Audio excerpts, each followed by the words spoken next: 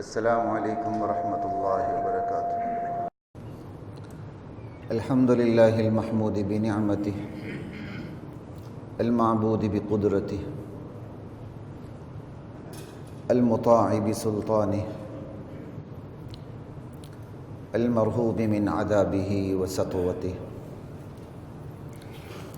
النافذ امرہ فی سمائہ وارضہ الذي خلق الخلق بقدرته وميزهم بأحكامه فأعزهم بدينه وأكرمهم بنبيه محمد صلى الله تعالى عليه وآله وسلم. بسم الله والحمد لله والصلاة والسلام على رسول الله أما بعد.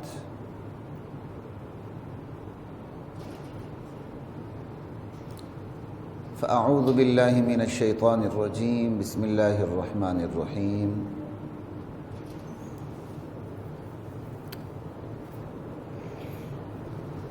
واذكر في الكتاب إبراهيم إنه كان صديقا نبيا إذ قال لأبيه يا أبت لم تعبد ما لا يسمع ولا يبصر ولا يغني عنك شيئا يا أبت انی قد جاءنی من العلم ما لم یأتک فاتبعنی اہدک صراطا سویا. حضرات محترم، میں نے گزشتہ جمعے آپ سے گزارش کی تھی کہ میرا وعدہ نہیں ارادہ ہے کہ میں انشاءاللہ خواجہ سراؤں پہ بات کروں گا، ہجڑوں پہ بات ہوگی. اس حوالے سے میرا ارادہ تھا کہ کچھ قانون سازی کے حوالے سے جو کچھ سینٹ میں بل پیش ہوا ہے یا منظور ہوا ہے، شاید ابھی پیش ہی ہوا ہے، پھر کچھ ایک آدھ ادھورا فیصلہ بھی ہے اوپر کا، پھر اس خواجہ سراؤں کے حوالے سے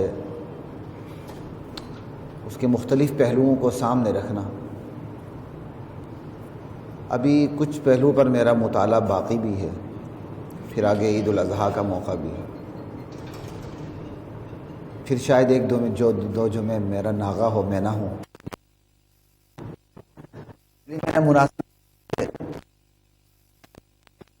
اس موضوع کو جیسے عید الاضحیٰ کے بعد اللہ نے زندگی دی، یار زندہ صحبت باقی، اس کے بعد بات ہوگی انشاءاللہ. لیکن جانے سے پہلے میں نے کوشش کی کہ آپ کے سامنے قربانی کی تاریخ کو، اس کی حقیقت کو، اس کی روح کو، اس کی اسپرٹ کو، اس کی وجہ کو، اس یادگار سنت کو جو شاعر اللہ میں سے بہت بڑا ایک دین کا کی علامات میں سے ایک بہت بڑی علامت ہے، اس پہ بات کروں. تو اس لیے میں نے یہ آیات پڑھی ہیں. زیادہ تشریح میں نہیں جاؤں گا، قربانی کے حوالے سے ہی ساری تشریح ہوگی. اسی قربانی کے تناظر میں بات کروں گا ان آیات کی روشنی میں. اللہ کے قرآن کا عجیب معجزہ ہے. ایک ہی آیت ہوتی ہے، کسی اور تناظر میں بات کرو سمندر، معنی کا سمندر کھل جاتا ہے. اسی آیت پہ کسی اور تناظر میں بات کریں، معنی کا سمندر کھل جاتا ہے. انسانی کلام کے بس میں یہ چیز نہیں ہے جو اللہ کے کلام میں. اللہ کے کلام کے بعد سب سے فصیح ترین کلام محمد الرسول اللہ صلی اللہ علیہ وسلم کا. تو سنتے جائیے قرآن کریم، اس میں بہت سی چیزیں آئیں گی آپ کے سامنے. کچھ قربانی کے ضروری ایک آدھ مسائل پر بھی میں بات کر لوں گا آخر پہ جا کے. وَاذْكُرْ فِي الْكِتَابِ ابراہیم، میرے نبی میری اس کتاب میں ابراہیم کا ذکر کیجیے. اس اسلوب کو دیکھیں، اللہ کو اپنے بندے ابراہیم علیہ السلام پہ پیار کتنا آ رہا ہے. جس چیز کا آپ کا دل لگا ہوتا ہے نا، جس چیز کے ساتھ، چاہے اس کا تعلق کسی فرض سے ہو یا کاروبار سے ہو یا تجارت سے ہو یا کسی بھی چیز سے ہو، آپ بہانے سے اس کا ذکر کرتے رہتے ہیں. ہر وقت آپ کی زبان پر وہ چیز آتی رہتی ہے. رب کے کلام کو دیکھیں، رب کے کلام نے سب سے زیادہ زور اپنی توحید پہ، اپنے ذکر پہ دیا. یہی وجہ ہے کہ ایک مغربی مورخ نے یا ریسرچر نے قرآن کے کریم کا مطالعہ کر کے کہا اس میں تو جس نے لکھا اس نے اپنی ہی تعریف کی ہے، اور حقیقت بھی یہی ہے، اسی کی تعریف سے ساری چیزیں نکلتی ہیں۔ وَاذْكُرْ فِي الْكِتَابِ ابراہیم، اسلوب دیکھیں آپ، میرے نبی اس کتاب میں میرے بندے ابراہیم کا تذکرہ کیجیے۔ اِنَّهُ كَانَ صِدِّيقًا نَبِيًّا، میرا ابراہیم صدیق بھی تھا، نبی بھی تھا۔ صدیق تصدیق کے حق بلا لے تو لال، بغیر کسی کشمکش کے، تذبذب کے، لے تو لال کے، انجام کو سامنے نہیں رکھنا، انجام کیا ہوگا۔ حق کی تصدیق کرنے والے کو صدیق کہا جاتا ہے۔ یہی وجہ ہے کہ انبیاء کے بعد سب سے بڑا مرتبہ صدیقین کا ہوتا ہے۔ یہی وجہ ہے کہ ابو بکر صدیق کا لقب ہی صدیق اکبر ہے۔ انبیاء کے بعد سب سے بڑا درجہ ابو بکر صدیق کا ہے۔ ابو بکر صدیق کا ہے جو خلیفہ بلا فصل ہے۔ خلیفہ بلا فصل کا مطلب یہ ہوتا ہے درمیان میں کوئی اور خلیفہ نہیں، متصل نبی علیہ السلام کے بعد جو خلیفہ بنے وہ ابو بکر صدیق بنے۔ علی خلیفہ بلا فصل نہیں ہے، علی چوتھے خلیفہ ہیں، درمیان میں 3 خلیفوں کا واسطہ ہے۔ خلیفہ بلا فصل اور نبی علیہ السلام کی حدیث کی اشارات بھی جو ملتے ہیں وہ ابو بکر صدیق کے بارے میں ملتے ہیں کہ آخری وقت میں کھڑا کیا گیا تھا۔ 17 نمازیں آپ نے پڑھائیں غالباً کم و بیش۔ خیر وہ ایک الگ موضوع ہے، پھر کبھی بات کریں گے۔ ابراہیم علیہ السلام کو یہاں صدیق کہا گیا۔ ابراہیم کون تھے؟ حق پیش کیا گیا، اللہ نے حق پیش کر دیا، حق سامنے رکھ دیا، بغیر لے تو لال کی اس کی تصدیق کی۔ نبی یا اللہ کے نبی تھے۔ نبی کون ہوتا ہے؟ جس پر اللہ کی وحی آتی ہے۔ اب ایک بندے کا نام رکھ دیا جائے نبی نہ ہو اور اس کا کوئی اور منصب نکال دیا جائے اور یہ کہہ دیا جائے اوپر سے وحی آتی ہے، آپ نے اسے نبی کہہ دیا۔ نبوت کا دروازہ بند ہونے کا مطلب یہ ہے کہ وحی کا دروازہ بند ہو چکا ہے۔ بس جو نبی علیہ السلام کو خاتم النبیین کہنے کے باوجود بھی یہ سمجھتا ہے کہ نبی کے بعد بھی کسی پر وحی آتی ہے، وہ ختم نبوت کا منکر ہے اور خطرناک ترین منکر ہے۔ مرزائی اس سے بڑا منکر ہے۔ کیوں؟ مرزائی تو صاف کہتے ہیں وحی آتی ہے، وہ پکڑے جاتے ہیں۔ ایک ذرا گھما کے کہتا ہے، وہ آج تک نہیں پکڑے جاتے۔ انہ کان صدیقا نبیا اذ قال لابیہ یا ابتی، وہ وقت یاد رکھنے کے قابل ہے جب انہوں نے اپنے ابا جان سے کہا یا ابتی، اے ابا جان۔ قرآن کریم ابتی کہتا ہے، بار بار ابراہیم علیہ السلام کا جو لفظ ذکر کرتا ہے وہ ابا جان کا ہی کرتا ہے۔ ہم زبردستی اس کو چچا جان بناتے ہیں۔ اللہ کہتا ہے کہ یہ ابا جان تھے، ہم کہتے ہیں نہیں چچا جان تھے۔ ارے اللہ کے بندو، ایک لفظ کا جو حقیقی معنی ہوتا ہے جب تک اس کے خلاف کوئی دلیل نہ ہو، حقیقی معنی کو چھوڑ کے غیر حقیقی معنی کی طرف ٹریول نہیں کیا جاتا۔ ابراہیم علیہ السلام کے باپ خود قرآن نے دوسری جگہ کہا وَإِذْ قَالَ إِبْرَاهِيمُ لِأَبِيهِ آزر، وہ وقت یاد رکھنے کے قابل ہے جب ابراہیم نے اپنے ابا جان آزر سے کہا۔ اللہ تو بار بار کہے ابراہیم کا باپ، ہم کہ نہیں چچا، کیا مطلب ہے؟ نہیں، پھر دھوکہ دیتے ہیں جی عربی میں باپ کا لفظ چچا کے لیے بھی استعمال ہوتا ہے۔ بھائی وہ مجازی طور پہ ہوتا ہے۔ ایک بچہ جس کا شجرہ نسب مشہور ہے کہ اب ان کا بیٹا ہے، وہ اٹھ کے اپنے چچا کو ابا کہہ دے، اس کا مطلب یہی ہوگا مجازی طور پہ کہا ہے۔ کیوں؟ پوری دنیا کو پتا ہے وہ تو ان کا بیٹا ہے اور اس کو بھی پتا ہے میں ان کا بیٹا ہوں۔ وہ جب کہہ دے کہ چچا کو ابا، تو کیا مطلب ہو گیا ابا سے مراد چچا۔ ہمارے بہت سے خاندان میں ایسے ہوتے ہیں، لوگ کہہ دیتے ہیں چچا کو ابا کہہ دیتے ہیں، لیکن حقیقی اس کے لیے دلیل ہوتی ہے۔ دلیل یہی ہے، ان کا بیٹا کہہ دے گا تو کیا مطلب ہو گیا؟ آپ کا بیٹا کہہ دے، میرا بیٹا کہہ دے، اپنے تایا کو، اپنے چچا کو ابا کہہ دے تو کیا مطلب ہوگا؟ دلیل موجود ہے کہ اس کا ابا دوسرا ہے، لیکن یہ احتراماً اس کو بھی باپ کہہ رہا ہے۔ تو مطلب کیا ہو گیا؟ ایک لفظ کے حقیقی معنی کو چھوڑ کے غیر حقیقی معنی تب لیا جاتا ہے جب کوئی دلیل ہو۔ دلیل نہ ہو تو حقیقی معنی کا حقیقی معنی ہی لیا جاتا ہے، وگرنہ اگر آپ حقیقی معنی کو چھوڑ کر اپنی مرضی سے اپنے مزاج کے مطابق غیر حقیقی معنی لینا شروع کر دیں، پورے قرآن کی تفسیروں کا ستیہ ناش ہو جاتا ہے۔ ہر چیز کا پھر آپ غیر حقیقی معنی لیں، لوگ لیتے ہیں۔ اقیم الصلاۃ، نماز پڑھیں، نماز کی حقیقت شرعیہ کیا ہے؟ جو اللہ کے نبی نے پڑھ کے دکھائی، ٹھیک ہے۔ اب کوئی کہ نہیں اس کی جو حقیقت لغویہ ہے، اس کی جو لٹرل میننگ ہے وہ تو دعا کرنا ہے، بس نماز کا ٹائم ہو یا اللہ کرم فرما نماز ہو گئی، ہوگا نہیں ہوگی نماز۔ حقیقی معنی کو چھوڑا نہیں جا سکتا۔ صلاۃ کا مطلب جس طرح ہم نماز پڑھتے ہیں اس کا شرعی حقیقی معنی، حقیقت شرعی وہی جو اللہ کے نبی نے پڑھ کے دکھائی، لا الہ الا اللہ۔ اور حقیقت شرعیہ کی وجہ سے حقیقت لغویہ جو لٹرل میننگ ہے ہم نے اس کو چھوڑ دیا۔ اب یہ جو معنی ہے وہ شرعی معنی ہے، حقیقی معنی ہے، حقیقت شرعیہ کہتے ہیں اس کو، یعنی وہ معنی جو شرعی طور پہ ثابت ہے۔ خیر، وَإِذْ قَالَ یا ابتی لِمَ تَعْبُدُ مَا لَا يَسْمَعُ وَلَا يُبْصِرُ وَلَا يُغْنِي عَنْكَ شَيْئًا، ابا جان آپ ایسی ہستیوں کو پکارتے کیوں ہیں جو سنتی بھی نہیں، ولا یبصر جو دیکھتی بھی نہیں، ولا یغنی عنک شیئا جو آپ کے کام بھی نہیں آ سکتے؟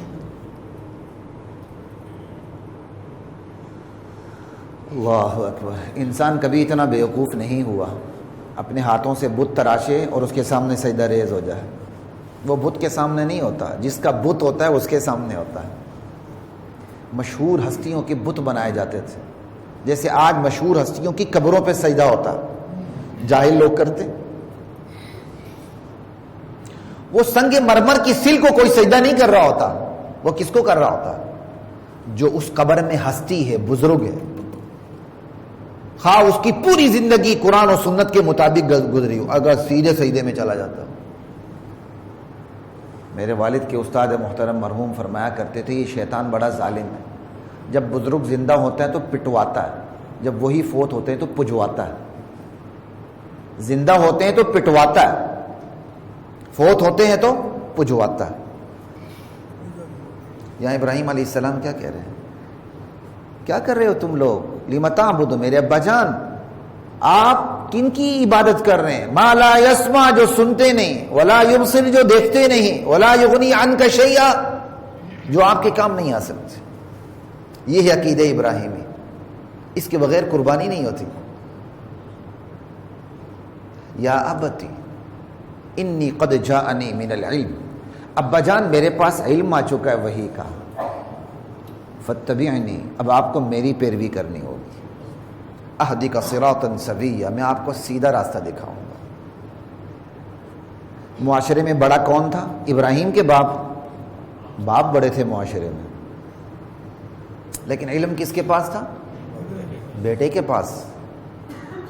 جس کے پاس علم ہو پیروی اس کی ہوتی ہے، دنیاوی اعتبار سے بڑے چھوٹے کی پیروی نہیں ہوتی۔ اب یہاں بیٹا باپ کو کہہ رہا ہے میرے پاس وہ علم آ چکا ہے جو آپ کے پاس، اب آپ کو میری پیروی کرنی ہوگی۔ اہدک صراطا سویا یا ابتی انی اخاف ان یمسک عذاب من الرحمن یا ابتی لا تعبد الشیطان، ابا جان شیطان کی عبادت نہ کرے۔ تو آزر شیطان کی عبادت تو نہیں کر رہے تھے، وہ تو بڑی ہستیوں کی بت بنے ہوئے تھے، وہ ان کے سامنے سجدہ ریز ہوتے تھے۔ کیا مطلب؟ ان بتوں کے سامنے، ان ہستیوں کے سامنے جب سجدہ ریز ہوتے تھے تو دراصل در پردہ اصل طاقت پیچھے کون سی تھی؟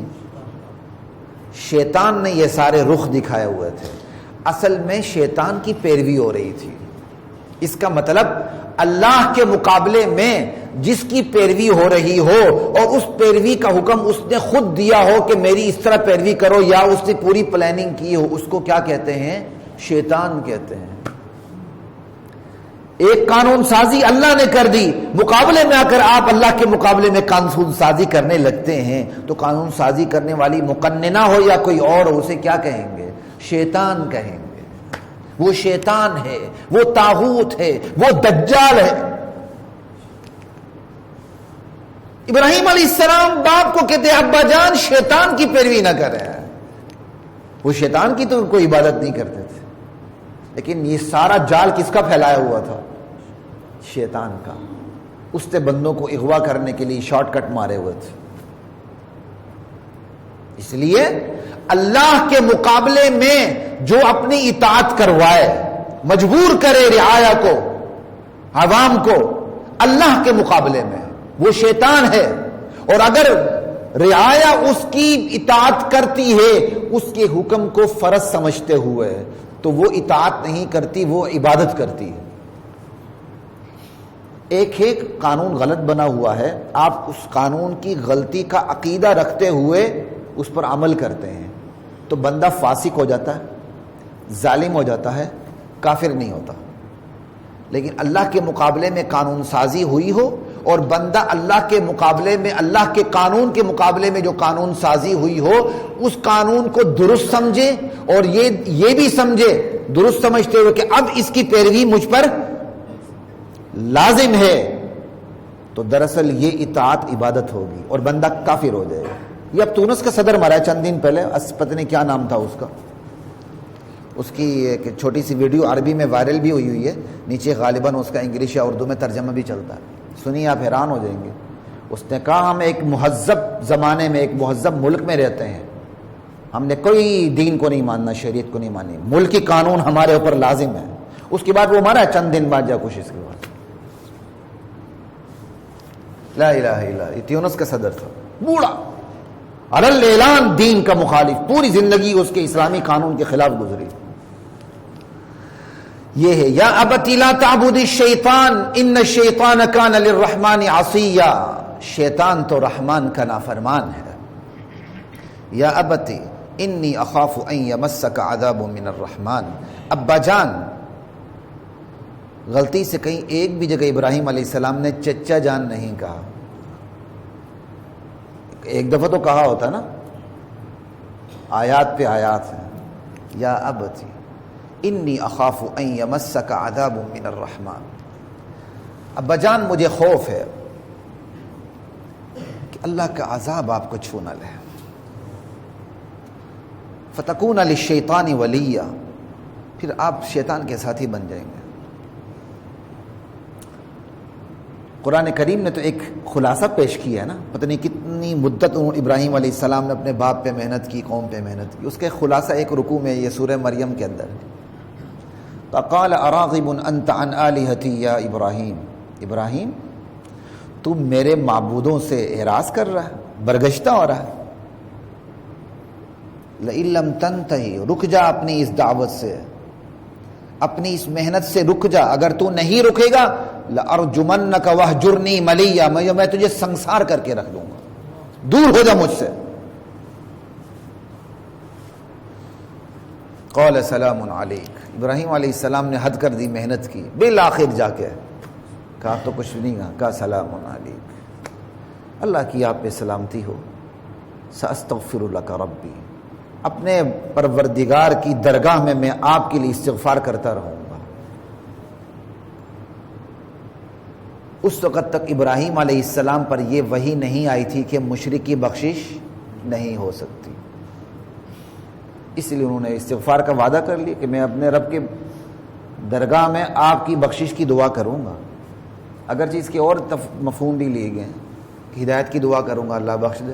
سیدھا سادہ معنی یہی ہے کہ بخشش کی دعا. لیکن وہ کیا، وہی نہ ہو تو اللہ مشرک کو بھی تو معاف کر سکتا ہے کہ نہیں کر سکتا؟ اللہ ابو جہل کو بھی جنت میں بھیج سکتا ہے کہ نہیں بھیج سکتا؟ اللہ مجھے اور آپ کو اٹھا کے جہنم میں بھیج سکتا ہے کہ نہیں بھیج سکتا؟ لیکن ابھی وحی کے قانون کا ابراہیم علیہ السلام کو پتہ نہیں تھا کہ مشرک کی بخشش نہیں ہو سکتی. اس لیے اپنے باپ سے وعدہ بھی کر لیا.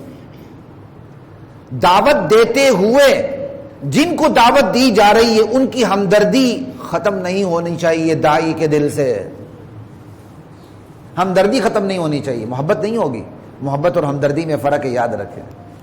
ایک طرفہ محبت کے نعرے نہیں چلتے ہیں، اسی نے ہمارا مزاج خراب کر کے رکھ دیا. ہمدردی اور چیز ہوتی ہے.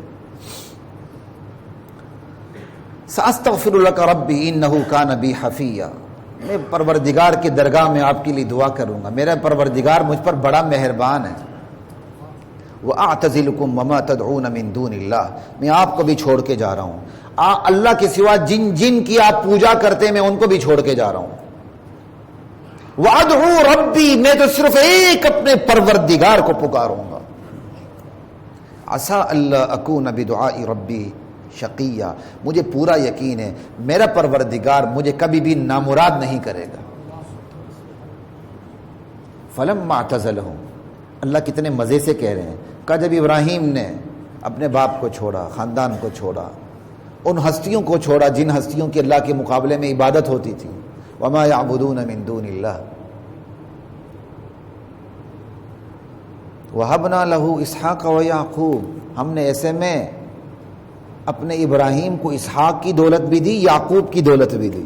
یعقوب پوتے ہیں، اسحاق علیہ السلام کے بیٹے ہیں، ابراہیم علیہ السلام کے پوتے ہوئے۔ اللہ نے ابراہیم علیہ السلام کی نسل میں نبوت چلا دی۔ وَكُلًّا جَعَلْنَا نَبِيًّا، اللہ کہتا ہے میں نے بیٹے کو بھی پوتے کو بھی دونوں کو نبی بنا دیا، اسحاق کو بھی نبی، یعقوب کو بھی نبی علیہم السلام۔ وَوَهَبْنَا لَهُم مِّن رَحْمَتِنَا، ہم نے اپنی رحمت نچھاور کر دی باپ بیٹوں پہ۔ وَجَعَلْنَا لَهُمْ لِسَانَ صِدْقٍ عَلِيًّا، ہم نے ان کے لیے ناموری رکھ دی کائنات میں۔ یہ ہوتا قربانی کا نتیجہ۔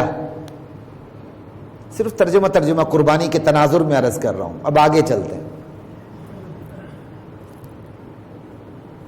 وَلِكُلِّ أُمَّةٍ جَعَلْنَا مَنْسَكًا لِيَذْكُرُوا اسْمَ اللَّهِ عَلَى مَا رَزَقَهُم مِّن بَهِيمَةِ الْأَنْعَامِ، اللہ کہتے ہیں ہم نے ہر امت میں قربانی کا قاعدہ ضابطہ رکھ دیا تھا، ہر امت قربانی کرتی تھی۔ وَلِكُلِّ أُمَّةٍ جَعَلْنَا مَنْسَكًا، یہ صرف امت محمدیہ کی خصوصیت نہیں ہے، ہر امت میں۔ ہاں امت محمدیہ میں جو قربانی ہوتی ہے وہ ابراہیم علیہ السلام کی جو سنت ہے، قربانی اسماعیل علیہ السلام کو ذبح کرنا، کیا تو نہیں تھا، تیار ہو گئے تھے، اس کی یادگار کے طور پر اللہ تعالیٰ نے اس کو یادگار بنا دی۔ باقی ہر امت میں قربانی رہی ہے۔ وَلِكُلِّ أُمَّةٍ جَعَلْنَا مَنْسَكًا، ہم نے ہر امت میں قربانی رکھی تھی۔ کیسی عجیب بات ہے، جانور پہ چھری پھیرنی ہے، اسے خون آلود کرنا، فوارے پھوٹیں گے، وہ جانور اپنے باپ بیٹوں سے بہن بھائیوں سے جدا ہوگا، اسے تکلیف ہوگی، وہ ذبح ہوگا، اللہ کی عبادت ہوگی۔ سمجھا کرے بات کو، معذرت خواہانہ نظری رکھ کر اسلام کو کبھی بیان نہ کریں۔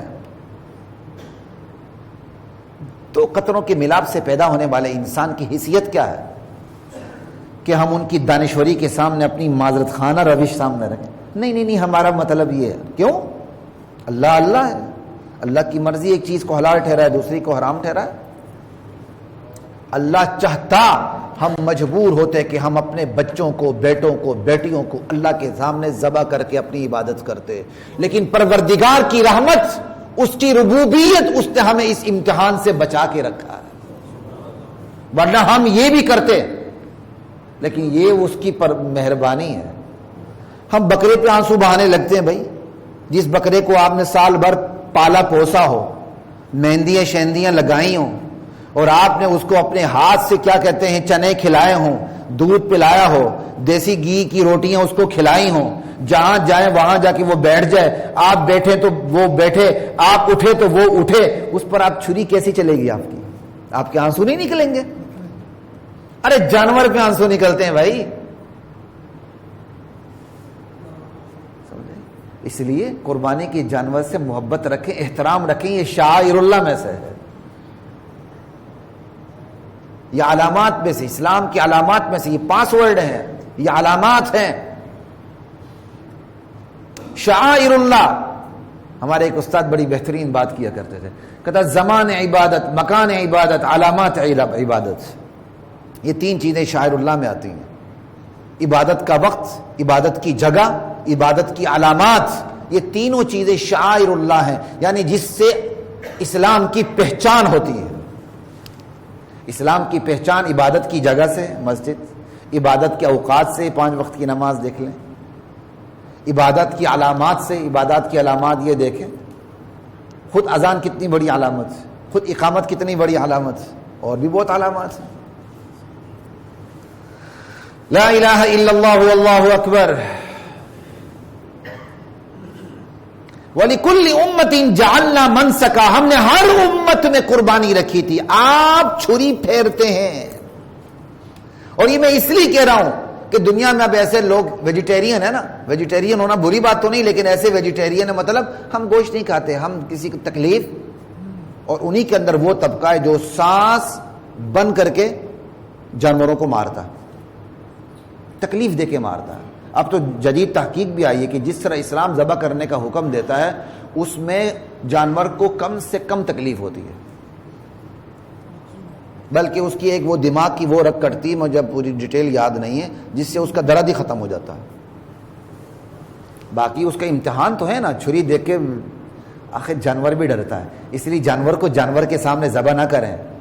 اس میں سب سے بڑا ظلم وہ لوگ کرتے ہیں جس میں مدارس بھی شامل ہیں اور جس میں وہ ویلفیئر سوسائٹیز بھی شامل ہیں، ویلفیئر ادارے جو اجتماعی قربانیاں کرتے ہیں، جانور کو جانور کے سامنے ذبح کرتے ہیں. آپ نہیں دیکھتے او خون کی ندیاں بہہ رہی ہوتی ہیں، جب جانور کو وہاں لایا جاتا ہے تو جانور پیشاب کر دیتا، جانور پوچھر اٹھا کے پیشاب شروع کر دیتا، اس کی حالت غیر ہو جاتی ہے کہ وہ دیکھتا ہے میرے ساتھی سارے ذبح ہو چکے ہیں. ایسا ظلم خدا کے لیے نہ کریں. کم سے کم اتنی سی تو جگہ بنا لیں کہ جانور کو جانور نظر نہ آئے، جانور کو خون نظر نہ آئے، آپ وہاں ذبح کریں، تھوڑی سی محنت کر کے گھسیٹ کے وہاں سے لائیں. لیکن ہم یہ نہیں کرتے، ہم بڑے ظالم ہیں. ہم تو اتنے ظالم ہیں، روڈ پہ جو مچھلیاں بک رہی ہوتی ہیں کھڑے ہو جاتے ہیں، ہاں جی تازہ پانی میں مچھلی، وہ مچھلی نکال کے وہ تڑپ رہی ہوتی ہے ٹکا ٹک اوپر سے، ہاں بڑی وہ ٹوکے چل رہے ہوتے ہیں، اور گاڑی والا صاحب چابی ہاتھ میں لے کے بڑے آرام سے مچھلی لے رہا ہوتا ہے. اس سے بڑا ظالم نہیں ہے. شرم نہیں آتی ہے، وہ مچھلی تڑپ رہی ہے اور وہ کاٹ رہے، آپ آرام سے دیکھ رہے ہیں، تماشا دیکھ رہے ہیں. ارے بھائی پہلے مچھلی کو مرنے تو دو. میں نے خود دیکھا ہے، ہر مچھلی تڑپ رہی ہے، صاحب گاڑی کی چابی لے کے بڑے آرام سے کھڑا مچھلی کا سودا کر رہا ہے. یہ تو فرعون سے بڑا ظالم ہے. لا الہ الا وَلِكُلِّ أُمَّةٍ جَعَلْنَا مَنْسَكًا لِيَذْكُرُوا اسْمَ اللَّهِ عَلَى مَا رَزَقَهُم مِّن بَهِيمَةِ الْأَنْعَامِ. کیوں رکھی اللہ تعالیٰ نے یہ قربانی؟ اللہ کہتے ہیں میں چاہتا ہوں ان جانوروں کے اوپر ذبح کرتے ہوئے تم میرا نام لو. یہ اللہ کی عبادت. یہی کام کسی اور کے لیے ہو جائے گا، شرک ہو جائے گا. ہم مہمانوں کے لیے ذبح کرتے ہیں، جیسے ہمارے علاقوں میں رواج بھی ہے، جو جتنا قریبی مہمان ہے اتنا بڑا جانور ذبح کر دیتے ہیں. وہ مہمان کے لیے نہیں کرتے اللہ کے لیے، مہمان کو کھلانے کے لیے کرتے. اللہ کے علاوہ تو کسی کے نام پہ ذبح ہو ہی نہیں سکتا. لیبل تو اللہ کا لگے گا. جس کی پروڈکٹ ہے اس کی پروڈکشن پہ نام اسی کا آئے گا. ہاں ثواب آپ جسے مرضی پہنچا دیں، جس سے مرضی ثواب پہنچ جائے، لیکن نام لگے گا اللہ کا، لیبل اللہ کا، کیونکہ پروڈکشن کس کی ہے؟ اللہ کی ہے. جس کی پروڈکشن ہو وہ لیبل اپنا لگاتا ہے، یہ میری پروڈکشن ہے، کسی اور کو اس کی اجازت، لوگو شوگو کسی اور کی اجازت نہیں. آپ اس پہ پھر کیس بھی کرتے پھرتے ہیں. ٹھیک ہے نا، اچھی بات ہے، ایک ہی بندے کی اپنی پروڈکشن ہے تو کوئی اور کیوں چورا ہے؟ اللہ کو غیرت نہیں آتی؟ مخلوق میری مخلوق پہ میرا نہیں کسی اور کا نام لیا جائے. ہاں اللہ تعالیٰ نے آپ کو اختیار دیا ہے، ذبح کریں، 100 بکرے کریں، اللہ کے نام پہ ثواب جسے مرضی پہنچا دیں. میں تو کہتا ہوں جو صاحب حیثیت لوگ ہیں جو ایک سے زائد قربانیاں کرتے ہیں، وہ محمد الرسول اللہ کے لیے بھی قربانی کیا کریں.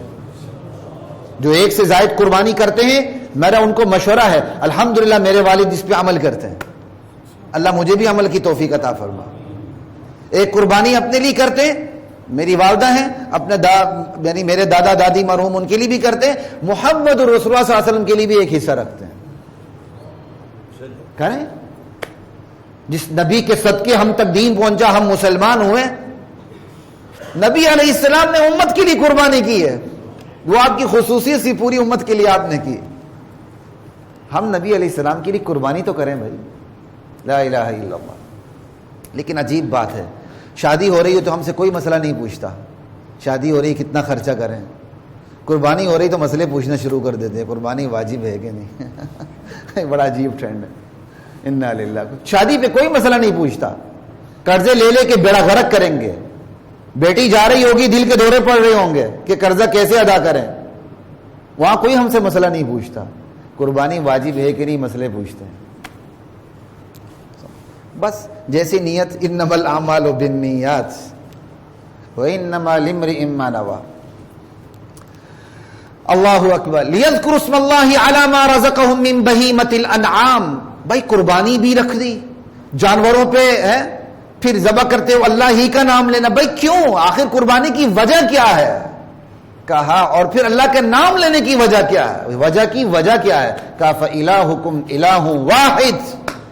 سب سے بڑی وجہ مدر کاز یہ ہے، علت العلل یہ ہے، اللہ تمہارا الہ ہے، واحد مشکل کشا ہے، حاجت روا ہے، دستگیر ہے، غوث اعظم ہے، بیٹیاں دینے والا ہے، بیٹے دینے والا ہے، آباد کرنے والا ہے، برباد کرنے والا ہے، بگڑی بنانے والا ہے، سب کچھ دینے والا ہے، تخت سلطنت پر بٹھانے والا ہے، تختدار پہ چڑھانے والا ہے، سب کچھ اس کے ہاتھ میں، تمہارے ہاتھ میں کچھ بھی نہیں. اور انبیاء کا مقصد بھی یہ رہا ہے، لا الہ الا اللہ.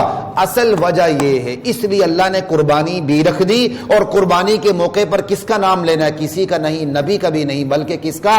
بسم اللہ، اللہ اکبر، اللہم منک ولک وفیک. یہ میں نے کچھ عبارتیں جمع کر دی. یا اللہ یہ تیرا دیا ہوا ہے، تیرے راستے میں قربان ہو رہا ہے. انی وجہت وجہی للذی فطر السماوات والارض حنیفا وما انا من المشرکین. یا اللہ میں اپنا چہرہ پورا تیری طرف کر رہا ہوں، اس کی طرف جو آسمان و زمین کا خالق ہے، جس نے بغیر نقشے کے پیدا کیا ہے. وما انا من المشرکین، میں مشرکین میں سے نہیں ہوں. کتنا بڑا اعلان ہو رہا ہے. ان صلاتی ونسکی ومحیای ومماتی للہ رب العالمین. میری نماز، میرا جینا، میرا مرنا صرف ایک اللہ کے لیے، لا شریک لہ، اس کا کوئی شریک نہیں. وبذالک امرت، مجھے حکم یہ دیا گیا ہے. وانا اول المسلمین، میں سب سے پہلے اللہ کا فرما بردار ہوں. یہ اللہ کے نبی کے لیے حدیث. ہم نے یہی پڑھنا ہوتا ہے. جس کو کچھ بھی یاد نہ ہو، بسم اللہ اللہ اکبر اتنا تو کہہ دے بھائی. ارے بھائی خود ذبح کریں، وہاں کھڑے ہو جائیں اور کسائی کو کہہ دیں چھری کہاں پھیر دی، وگرنہ آپ کو پتا ہونا چاہیے. نہیں پتا، کھڑے ہو جائیں، وہ آپ کو جگہ بتائیں، ذبح آپ خود کریں. سنت طریقہ خود ذبح کرنا ہے، خود ذبح کرنا ہے. یہاں ہم خون دیکھ لیجیے، مجھے چکر آتے ہیں. ارے بھائی ایک بکرا ذبح کرتے ہوئے چکر آتے ہیں، کل بڑے بڑے فرعون کو سامنا میں اور آپ کیسے کریں گے؟ جو بچے آرام سے اس کو دیکھ سکتے ہیں ان کو بھی دکھایا کریں آہستہ سے. یہ نہ ہو کہ بچہ بالغ ہونے کے بعد بھی چکرا کے گر رہا ہو، وہ کل کیا کرے گا؟ وہ زمانے کے کتوں کا مقابلہ کیسے کرے گا؟ اسلام کے ہر حکم کے اندر کوئی حکمت چھپی ہوئی ہے، کوئی وزڈم ہے. لا الہ الا اللہ واللہ اکبر. فَإِلَٰهُكُمْ إِلَٰهٌ وَاحِدٌ فَلَهُ أَسْلِمُوا. یہ ہے قربانی کی اسپرٹ، روح. اسی کے سامنے سر تسلیم خم کر دو. آج قربانی کا لوگ انکار کر رہے ہیں، جانور کو تکلیف ہو رہی ہے. یہ اللہ کا حکم. فَلَهُ. ابراہیم تو بیٹے کو پر چھری چلا رہے تھے. کیا ابراہیم کے پاس عقل نہیں تھی؟ نعوذ باللہ، لاجک نہیں تھی؟ اسلام کے اقدار کو، شاعر کو بیان کرتے اپولوجیٹک نہ ہوا کریں، بولڈ ہو کے بیان کیا کریں، معذرت خواہانہ رویہ اختیار نہ کیا کریں. اتنا بڑا دین، سب سے بڑے نبی کے سینے اطہر پر یہ دین نازل ہوا، اس محفوظ دین کو بیان کرتے ہوئے ہم معذرت خواہانہ رویہ اختیار کریں، یہ کتنی بدقسمتی کی بات ہوگی. وَبَشِّرِ الْمُخْبِتِينَ. اللہ اکبر. عاجزانہ روش اختیار کرنے والوں کو میرے نبی بشارت دے دیں. اللہ نے قربانی کا حکم دے دیا، یا اللہ بالکل سر تسلیم خم. یہ ہے عاجزی. یہ نہیں کیوں جی، مرغے کو کیوں نہ ذبح کریں، ہرن کو کیوں نہ ذبح کریں، سبزی کیوں نہ کھا لیں، ضرور تکلیف دینی ہے. بکرا کیوں ذبح کریں، چلو جی بکرے جتنے پیسے ہم ذرا اللہ کے راستے میں کیوں نہ دے دیں. یہ عاجزانہ روش نہیں ہے، یہ متکبرانہ روش ہے. اللہ کے جانور ذبح کرو اور تم کہتے ہو نہیں جی میں اس کے مقابلے میں 25,000 صدقہ دیتا ہوں. کیوں؟ ہوتے کون ہیں آپ؟ عجیب بات ہے. اللہ کے گائے پر چھرا پھیرو، اللہ کے اونٹ پہ چھری پھیرو، اللہ کے دمبے بکرے پہ تم چھری پھیرو. نہیں جی مجھے ترس آ رہا ہے، میں 40,000 میری طرف سے لے لو، صدقہ دے دو. کیوں بھائی؟ آپ ہیں کون؟ کس کھیت کی بولی آپ کہنے والے؟ اس کا مطلب آپ مخبتین میں سے نہیں ہیں، اس کا مطلب آپ کے اندر عاجزانہ روش نہیں ہے، اس کا مطلب آپ اللہ کے سامنے سر تسلیم خم نہیں کر رہے، اس کا مطلب آپ نے اپنی عقل کو خدا بنایا ہوا ہے۔ آپ کی عقل اس بات کو تسلیم کرتی تو آپ ضرور قربانی کرتے، آپ قربانی اس لیے نہیں کر رہے ہیں کہ آپ کی عقل تسلیم، ایک ایک لفظ کو دیکھے قربانی کے ساتھ جڑی ہوئی یہ بات۔ اللہ نے قربانی کا حکم دے کے نبی کو فرمایا، امتحان میں ڈالتے ہیں، لیکن امتحان میں ڈالنے کا مقصد انہیں نعوذ باللہ ذلیل کرنا نہیں، بلکہ بخیریت نکلوانا۔ اللہ اپنے بندوں کو امتحان میں ڈال کے بخیریت نکلوا بھی دیتا ہے، نکال بھی دیتا ہے۔ اِنَّا كَذَلِكَ نَجْزِي الْمُحْسِنِينَ إِنَّ هَذَا لَهُوَ الْبَلَاءُ الْمُبِينُ۔ اللہ کہتے ہیں یہ میرے ابراہیم پہ بہت کھلی آزمائش تھی، آسان ہے۔ وَفَدَيْنَاهُ بِذِبْحٍ عَظِيمٍ۔ اللہ کا آپ انداز کلام دیکھیں، ہم نے اپنے بندے اسماعیل کو اس کے باپ سے جنت کا دمبا دے کے چھڑا لیا۔ آپ کسی کو چھڑاتے ہیں نا، اللہ کہتے ہیں ہم نے اسماعیل کو ابراہیم سے چھڑا لیا۔ کیا مطلب؟ ہم نہ چھڑاتے تو ابراہیم نے چھڑا پھیر دینا تھا۔ وَفَدَيْنَاهُ بِذِبْحٍ عَظِيمٍ وَتَرَكْنَا عَلَيْهِ فِي الْآخِرِينَ سلام علی ابراہیم۔ ہم نے بعد والی امتوں پر ابراہیم کی تعریف و توصیف رکھ دی، سلام ہو میرے ابراہیم تیرے اوپر۔ اللہ کو کتنا جمال آ رہا ہے، کتنی محبت آ رہی ہے، اللہ کو محبت کا جذبہ دیکھیں اللہ کا۔ سلام علی ابراہیم، میرے ابراہیم تجھ پر میری سلامتیاں ہوں، جیسے ہم کسی کو السلام علیکم کہتے ہیں، اللہ اپنے بندے کو سلام کہہ رہا ہے۔ كَذَلِكَ نَجْزِي الْمُحْسِنِينَ، ہم یوں ہی بدلہ دیا کرتے ہیں نیکوکاروں کو۔ إِنَّهُ مِنْ عِبَادِنَا الْمُؤْمِنِينَ، ابراہیم میرے مومن بندوں میں سے تھا۔ وَبَشَّرْنَاهُ بِإِسْحَاقَ نَبِيًّا مِنَ الصَّالِحِينَ، پھر کیا ہوا؟ ابراہیم نے اتنی بڑی قربانی دی، نہ صرف اسماعیل کو بچا لیا بلکہ اس کے بعد اللہ تعالیٰ نے ایک اور بیٹا دے دیا اسحاق کی صورت میں، اس کو بھی نبی بنا دیا۔ قرآن کی یہ ترتیب بتاتی ہے ذبیح اللہ اسماعیل تھے، یہودیوں کے مطابق جو وہ اسحاق کہتے ہیں وہ غلط ہے۔ قرآن نے ترتیب یہ بتائی ہے، اسماعیل تھے، دوڑ دھوپ کے قابل ہو گئے اور پھر وہ ذبح ہونے لگے، اللہ نے بچا لیا، اللہ نے پھر اس امتحان میں کامیابی کے صدقے میں اسحاق دے دیا۔ یہ ترتیب بتا رہا ہوں آپ کو۔ آپ کو عام اردو تفاسیر میں یہ چیز نہیں ملے گی، اس لیے اس کی قدر کیجیے گا، کیونکہ بہت سے لوگ اعتراض کر دیتے ہیں کہ ذبح ہونے والے تو اسحاق تھے، کوئی کرسچن ہوگا، کوئی ہوگا وہ کوئی یا کوئی اور یہودی ہوگا اعتراض کر دے گا۔ قرآن کی ترتیب بتاتی، اسحاق تو اس وقت پیدا بھی نہیں ہوئے تھے، وہ تو اسماعیل علیہ السلام کی جو قربانی ہے اس میں جب ابراہیم علیہ السلام سرخ روح ہوئے، اس کو کامیابی کے صدقے میں اللہ نے ان کو اسحاق دے دیا۔ لا الہ الا اللہ۔ تو حضرات محترم، چونکہ عید الاضحیٰ قریب ہے اور پھر شاید میرے بھی ایک آدھ ناغے ہوں گے، تو اس لیے میں نے پہلے ہی قربانی کے بارے میں آپ کے سامنے ساری چیزیں رکھ لی۔ قربانی کی تاریخ، قربانی کی ریالٹی حقیقت، قربانی کی روح اور اس کی اسپرٹ، اور قربانی سے ادا ہوگی۔ قربانی سنت ابراہیمی ہے تو اس کے لیے عقیدہ بھی ابراہیم کا چاہیے، عقیدہ بھی ابراہیم کا چاہیے۔ ابراہیم کی قربانی کے لیے ابراہیم کا عقیدہ درکار ہے، اور ابراہیم کی زندگی کو اس امت کے لیے بھی اسوہ حسنہ قرار دیا گیا ہے۔ محمد رسول اللہ کی زندگی اسوہ حسنہ تو ہے ہی ہے، قرآن میں ابراہیم کی زندگی کو بھی اسوہ حسنہ قرار دیا گیا اس امت کے لیے۔ قد کانت لکم اسوۃ حسنۃ فی ابراہیم والذین معہ، اور اس اسوہ حسنہ کا نچوڑ سورہ ممتحنہ میں 28ویں سپارے میں اللہ نے یہ نکالا ہے۔ ابراہیم کے اندر دو خوبیاں تھیں، اللہ کے لیے محبت، اللہ کے لیے نفرت، جس کو ہم کہتے ہیں عقیدہ الولا والبراء۔ جب بھی اسلام نے کیا مغلوب ہونا ہے، جب بھی مسلمان مغلوب ہوتے ہیں تو ان پر جو دوسری فکر غلبہ پانے لگتی ہے نا، کیونکہ سیاسی غلامی ذہنی غلامی کو لے کر آتی ہے، بدقسمتی سے سیاسی غلامی ذہنی غلامی کو لے کر آتی ہے۔ 1857 کی جنگ آزادی کے بعد جب ہم یہاں مغلوب ہوئے تو یہاں بڑے بڑے سیرت نگار ایسے بھی پیدا ہوئے جن کی خدمات سے انکار نہیں ہے، جن کی خدمات سے انکار نہیں، لیکن ایسے بھی پیدا ہوئے جنہوں نے افینسو جہاد کا انکار کر دیا۔ جی اسلام میں اقدامی جہاد نہیں، صرف ڈیفینسو جہاد ہے، اور یہ بہت بڑی غلطی تھی، بلنڈر تھا۔ غزوہ احزاب جیسے ایک آدھ غزوہ ہے جو ڈیفینسو تھا، باقی تو سارے افینسو تھے۔ مکے پر آپ نے چڑھائی کی ہے، تبوک آپ چل کے گئے، بدر میں آپ پیچھے پڑے، لیکن یہ ساری کہانیاں، یہ سارے حقائق پھر سیرت نگاروں کے ذہنوں سے اوجھل ہو گئے. کیوں اوجھل؟ اس لیے ہوئے کہ سیاسی غلامی کے زیر اثر تھے تو ذہنی غلامی آ گئی. بالکل اسی طرح آج کل یہ ہے کہ مغربی دانشوروں کا اتنا بڑا پروپیگنڈا ہے، ہم صرف محبت محبت محبت کے نعرے لگاتے ہیں. نہیں بھائی، اسلام مکمل کب ہوتا ہے؟ حدیث میں بھی ہے، من احب للہ وابغض للہ واعطى للہ ومنع للہ فقد استکمل الایمان. جس نے محبت کی اللہ کے لیے، جس نے کسی سے دشمنی رکھی اللہ کے لیے، جس نے دیا اللہ کے لیے، جس نے روکا اللہ کے لیے، ایمان تب مکمل ہوتا ہے. ہاں، کافروں سے ہم ہمدردی رکھیں گے لیکن محبت نہیں رکھیں گے، ہمدردی رکھیں گے. کہتے ہیں نا جی ہم اگر محبت نہ رکھیں تبلیغ کیسے کریں؟ نا بھائی، ہمدردی رکھیں گے.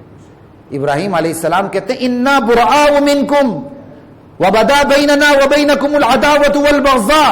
ارے ہم تم سے بیزار ہیں، ہمارے تمہارے درمیان بغض اور عداوت آ چکی ہے. یہ ہے ابراہیم کا عقیدہ. اسی کے مطابق ابراہیم کی سنت ادا ہوگی علیہ السلام.